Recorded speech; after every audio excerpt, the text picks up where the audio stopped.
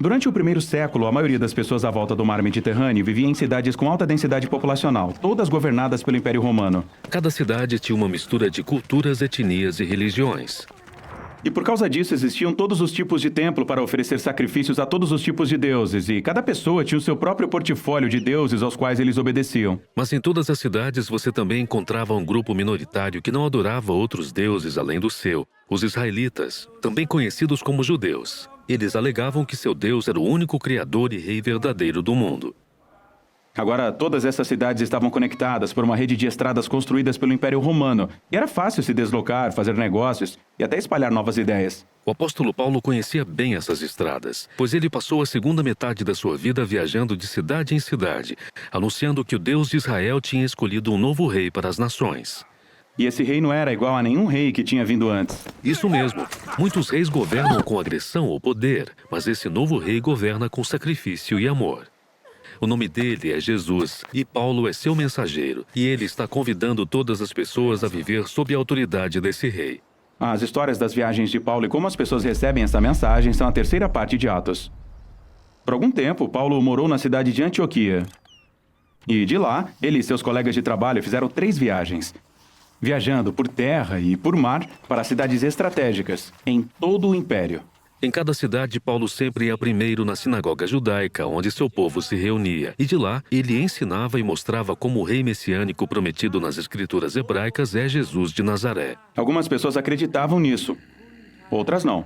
E ainda outras achavam que essa mensagem era tão enganosa e perigosa que alguns incitavam tumultos para expulsar Paulo da cidade. E era depois disso que Paulo ia para o movimentado mercado da cidade. Ele montava uma loja onde fazia e vendia tendas de couro para cobrir suas despesas de viagem. E aqui Paulo continuava compartilhando com quem quisesse ouvir as notícias sobre Jesus, o Rei ressuscitado. Muitas vezes ele era mal entendido, como se apenas estivesse promovendo um novo Deus. Uma vez ele orou por uma pessoa doente, e a pessoa foi curada, e todos ao redor pensavam que Paulo era um deus grego que tinha descido para visitá-los. Mas Paulo insistiu que há apenas um Deus verdadeiro, e ele era servo dele. Essa mensagem normalmente provocava oposição e tumultos, e ele era espancado e até jogado na prisão. Por que uma reação tão intensa? Bem, a adoração dos deuses mantinha a cultura romana. Eles acreditavam que os deuses mantinham sua cidade segura, e a adoração dos deuses no templo era uma grande parte da sua economia. Paulo não estava apenas acrescentando Jesus como um novo Deus na lista. Ele estava dizendo, todos os outros deuses são impotentes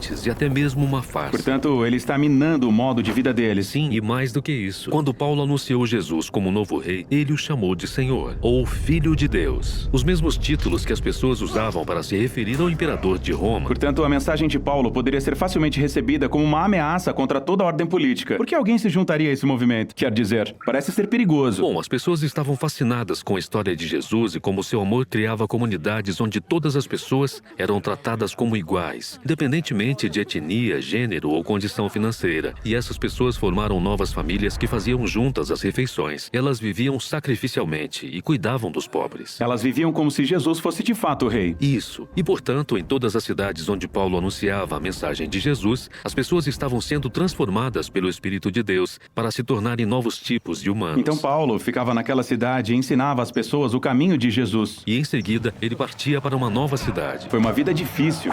Paulo teve que suportar muita dor e muito sofrimento. Sim, e ele fez isso porque acreditava que suas próprias dificuldades eram uma representação do sofrimento e da morte de Jesus pelos outros. Ele dizia que era o amor de Deus que o levava a compartilhar a história de Jesus, não importando quanto custasse. Após sua terceira viagem, a reputação de Paulo tinha crescido.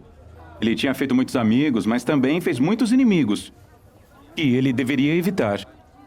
Mas Paulo não os evitou. Sua próxima parada era Jerusalém, uma cidade cheia de pessoas que queriam que ele fosse preso e até morto.